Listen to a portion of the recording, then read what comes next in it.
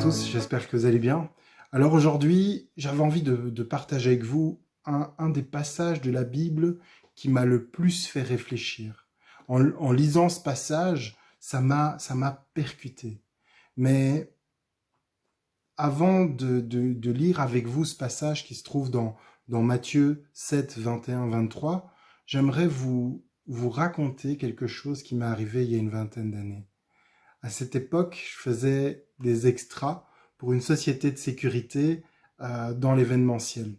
La société était spécialisée dans la sécurité des concerts. Et lors d'une de mes prestations là-bas, j'étais dans les backstage. J'ai eu l'occasion de voir, comment s'appelle-t-il aujourd'hui? Alors là, ce serait difficile à dire, mais c'est Sean Combs, P. Diddy, Puff Daddy, Diddy, comme vous voulez, n'importe quoi. Mais à cette époque-là, il se faisait appeler Puff Daddy et il était vraiment, vraiment super connu. Et j'ai eu l'occasion de travailler à la sécurité de son concert dans les backstage. Alors, même si ça n'a duré que un concert, on peut dire que indirectement, j'ai travaillé pour lui. Alors bien sûr, je travaillais pour une société de sécurité qui avait un contrat avec la société qui organise les concerts, qui elle-même avait un contrat avec lui. Mais c'est comme si on pourrait dire que par rebondissement, je travaillais pour lui. Enfin, quoi qu'il en soit, ce soir-là, j'étais à son service. J'étais devant la porte des backstage. Il y avait donc le couloir, là où il y a les loges et tout ça. Et on était dans ce couloir, devant cette porte. Et voilà, pendant tout le concert, on l'a vu passer, repasser, faire des allers-retours. Et voilà, on devait sécuriser les lieux. J'étais là, mon grand frère travaillait aussi là. Et on était tous les deux dans les backstage ce soir-là. Et à plus d'une reprise, je me suis retrouvé à moins d'un mètre de lui. J'ai eu ce soir-là l'occasion de voir une facette de lui que généralement les fans ne voient pas. Je l'ai vu, et même si c'était brièvement, hein, je l'ai vu avec ses danseurs, ses collaborateurs, etc., etc. Je l'ai vu en dehors du show, en dehors de la scène. Mais croyez-moi, si demain je le croise en rue, il va pas s'arrêter pour me dire bonjour, pour me saluer, pour me demander comment vont ma femme et mes enfants, comment je vais, la santé. Il va pas le faire parce que même si je le connais, que je l'ai déjà rencontré, et même si en passant, il m'aurait dit bonjour ce soir-là du concert, enfin, les Américains c'est plutôt hey, voilà, et que indirectement j'ai travaillé pour lui, eh ben lui il ne me connaît pas. Je vais même aller plus loin. Moi non plus, je ne le connais pas. Je ne le connais pas personnellement. Le fait de s'être retrouvé au même endroit, au même moment, ne fait pas de nous des intimes. Pour qu'on puisse être considérés comme des intimes, P. Diddy et moi, il aurait fallu qu'il y ait un contact, une présentation. Et même si on me l'avait présenté personnellement, cela n'aurait pas fait de nous des intimes. Parce qu'on n'avait peut-être pas, et on n'a certainement pas, une envie mutuelle d'échanger. Bah, surtout lui pour moi, on va dire. Mais on n'a pas eu cette envie mutuelle d'échanger, d'apprendre à se connaître, de vouloir se revoir. On n'avait rien de tout ça. Eh bien, j'ai envie de dire qu'avec Jésus, c'est la même chose. Avec Jésus, il faut qu'il y ait une rencontre, une envie mutuelle d'apprendre à se connaître. Et là, ce qui est fou, c'est qu'avec avec Puff Daddy, P. Diddy, comme vous voulez, c'est lui, certainement, qui n'a pas envie de me rencontrer et de me connaître. c'est lui la personnalité connue, et lui n'a pas envie de vivre une relation avec moi. Mais ici, avec Jésus, c'est lui la personnalité connue, et généralement, c'est nous qui n'avons pas envie de vivre une relation avec lui. Il faut qu'il y ait une rencontre, une envie mutuelle d'apprendre à se connaître, de vouloir se revoir, de vouloir se revoir et de vivre une relation personnelle. Et c'est là que je reviens au passage de Matthieu 7, 21-23. Ceux qui me disent « Seigneur, Seigneur » n'entreront pas tous dans le royaume des cieux, mais seulement celui qui fait la volonté de mon Père céleste. Beaucoup me diront ce jour-là « Seigneur, Seigneur, n'avons-nous pas prophétisé en ton nom? N'avons-nous pas chassé des démons en ton nom? N'avons-nous pas fait beaucoup de miracles en ton nom? Alors je leur dirai ouvertement « Je ne vous ai jamais connus. Éloignez-vous de moi, vous qui commettez le mal. » Le jour où Christ reviendra,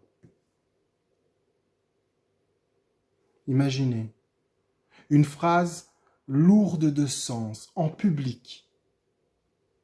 Jésus vous ignore, il vous renie. Je ne vous ai jamais connu. Jésus. On a tendance à croire que Jésus, c'est le gentil petit Jésus de la crèche, le gentil petit Jésus qui aime tout le monde, qui pardonne à tout le monde, qui aime tout le monde, qui est venu pour le pardon des péchés, il est amour, il n'a jugé personne ici sur terre, etc., etc. Mais quand je lis ce passage, il n'y a rien d'inclusif. Au contraire, verset 21, on lit que le royaume de Dieu est ouvert seulement à ceux qui font la volonté de Dieu. Le mal et l'iniquité nous éloignent de Jésus. Verset 23, on traduit par « vous qui commettez le mal ». Mais lorsqu'on prend la version originale en grec, on lit plutôt « les accomplissant l'illégalité ». Ceux qui accomplissent l'illégalité. Et là, ça prend une autre tournure. Ce n'est pas que le mal, c'est l'illégalité. Selon qui? Selon Dieu. Le mal, l'iniquité, l'injustice, l'impiété. Le péché n'est pas une valeur humaine. C'est déterminé par Dieu.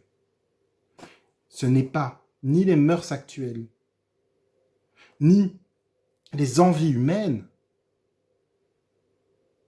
mais c'est la volonté de Dieu. Un exemple de péché qui pourrait passer inaperçu. De nos jours, un petit mensonge, surtout il ne porte pas préjudice à quelqu'un, un petit mensonge, c'est pas grave. Je donne un exemple. Un exemple comme ça, vraiment, j'ai eu du mal à trouver un exemple, donc c'est vraiment un exemple comme ça. Un ami vous propose d'aller faire du karting, c'est vraiment un exemple. Mais vous n'aimez pas le karting. Vous n'avez pas envie de bouger de chez vous, vous n'avez pas envie de sortir. En plus, cet ami, c'est même pas un ami avec qui vous rigolez. Vous préférez, je sais pas, aller au cinéma voir un film avec d'autres personnes avec qui vous allez vraiment avoir beaucoup de fun. Mais du coup, vous n'avez pas envie de lui dire oui, mais vous voulez lui dire non sans passer pour le méchant. Et vous préférez inventer une excuse. Vous préférez inventer, mentir, pour ne pas y aller. C'est un petit mensonge sans préjudice, parce que la personne va certainement aller faire du karting, vous y allez pas, mais ça changera rien à votre vie, et ça changera rien à sa vie, parce qu'il ira quand même faire du karting. J'ai pas envie de paraître puriste ou légaliste, mais si vous mentez, même si c'est minuscule comme mensonge, selon vos propres yeux, votre propre jauge, eh bien, c'est un mensonge. Un mensonge, c'est un mensonge aux yeux de Dieu. Et un péché, c'est un péché aux yeux de Dieu. Ça a le même impact. Et c'est là qu'on peut dire que c'est Dieu et non les hommes qui fixent les limites. Et malheureusement, et là on est dans une société où on entend le mot inclusif partout, même chez les protestants, il faut être inclusif, mais les gens confondent l'amour que Dieu a pour sa création avec la permission de faire ce que bon nous semble. On pense que Jésus est tellement amour qu'il pardonne tout. Ouais, mais à la croix, Jésus n'a pas effacé le péché. Il a enlevé la conséquence du péché pour tous ceux qui se repentent et acceptent la grâce dans leur vie. Quand on accepte la grâce de Dieu dans notre vie, inévitablement, ça transforme notre vie.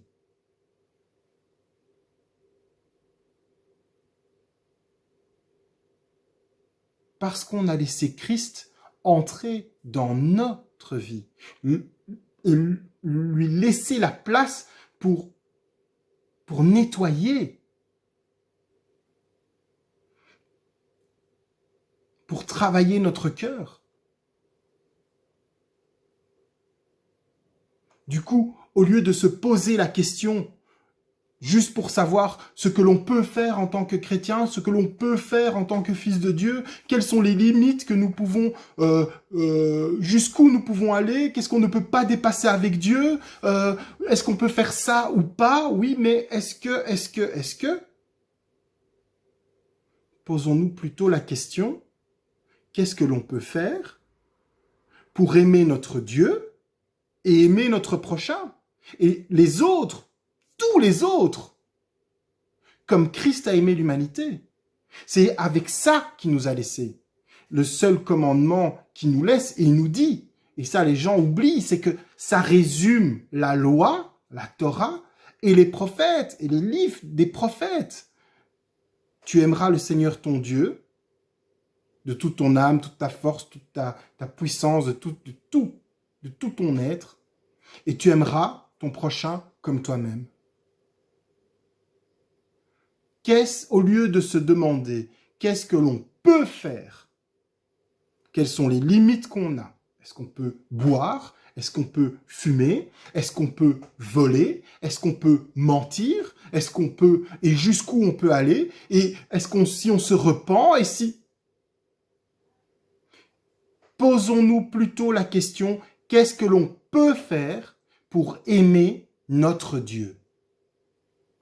Qu'est-ce que l'on peut faire pour aimer notre prochain? Et hier, j'ai eu une discussion avec un frère en Christ qui me dit, c'est fou parce qu'on a l'impression que il y a deux, comme des castes, il y a les chrétiens et les autres.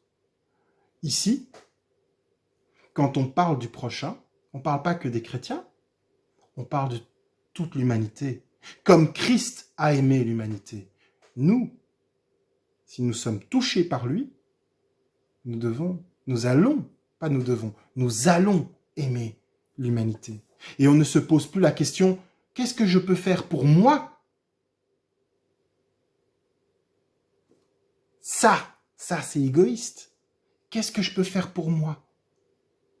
Ah Seigneur, pour moi. Non. Qu'est-ce que je peux faire pour les autres avec les dons et les talents que le Seigneur m'a donnés? Et je pense vraiment que le monde se porterait beaucoup mieux si on se préoccupait réellement de notre prochain, au lieu de constamment regarder notre propre nombril. Nous.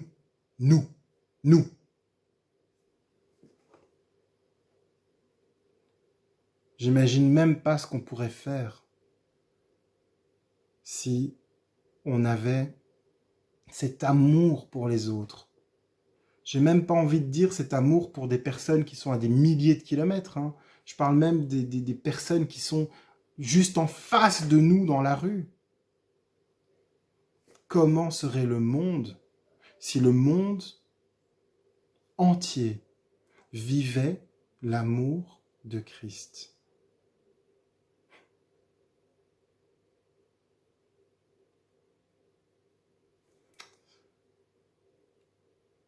Et puis on a les ministères, ceux qui sont en place. Et le fait de dire « je travaille pour Jésus » ne signifie pas que nous vivons une relation avec lui. Dans le passage qu'on a lu, on voit Jésus qui est face à des personnes qui disent « mais j'ai fait ça pour toi, j'ai fait ça pour toi, j'ai fait ça pour toi ». Et Jésus en fait dit « mais je ne vous connais pas. Je ne vous connais pas ». Le fait de dire « je travaille pour Jésus » ne signifie pas que nous l'avons rencontré, que nous vivons une relation avec lui.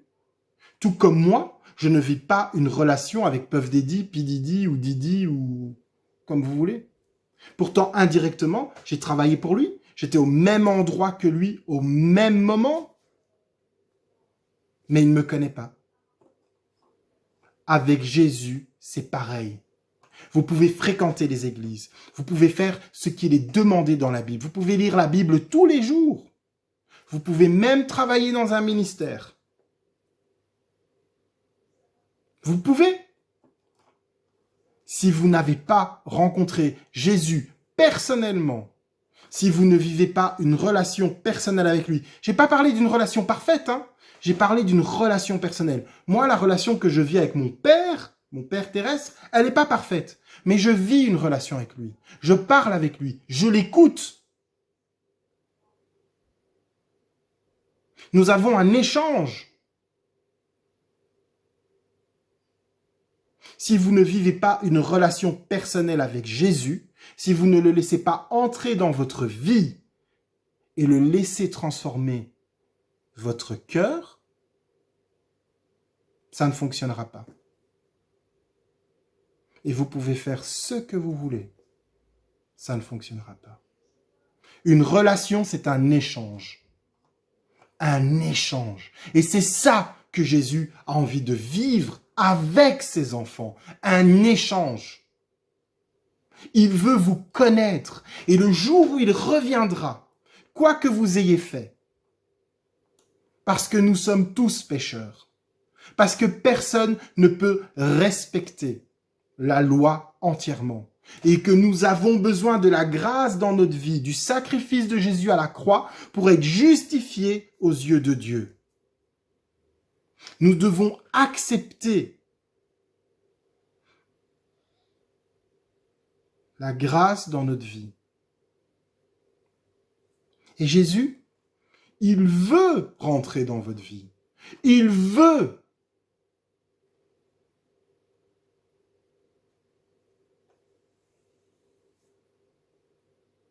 Il veut que vous rentriez, il veut vous faire rentrer dans le royaume des cieux. Vous qui faites la volonté de son Père céleste. Mais ce jour-là, lorsqu'il reviendra, je n'ai pas envie qu'il dise pour moi, je ne t'ai jamais connu, Harry. Éloigne-toi de moi, toi qui commets le mal, l'iniquité, l'illégalité. Toi qui n'as pas commis, toi qui n'as pas fait la volonté de mon Père céleste.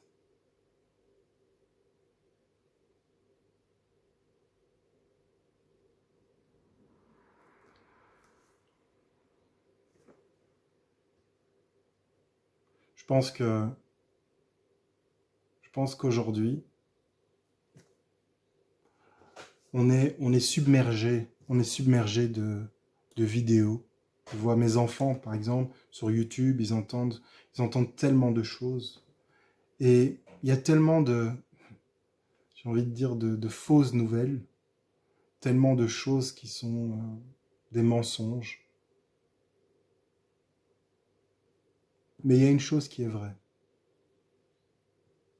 c'est que Jésus va revenir un jour et que Jésus, il reconnaîtra ceux avec qui il a vécu une relation. Je ne parle pas d'une relation parfaite, hein, parce que voilà, nous sommes imparfaits. Et parfois, on a tendance à ne pas vouloir vivre une relation avec Jésus. Mais il reconnaîtra les siens. Et personnellement, je n'ai pas envie qu'ouvertement il me renie.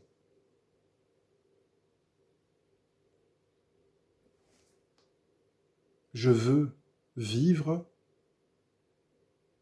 en faisant la volonté du Seigneur, en vivant une relation avec lui.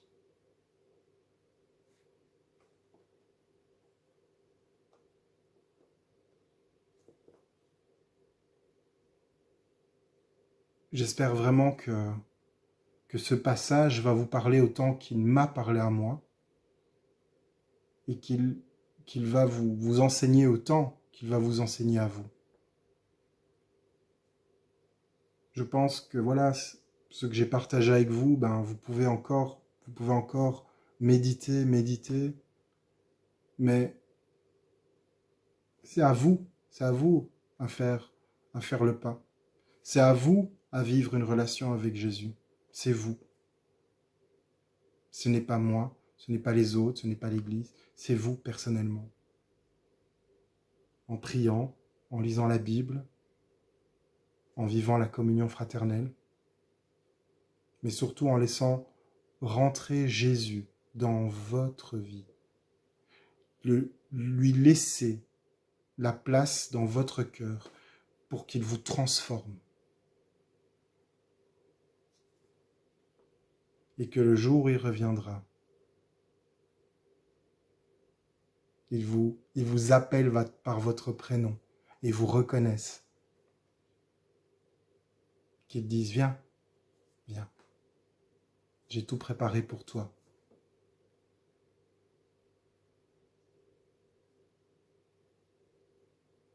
Viens dans la plénitude de ma présence.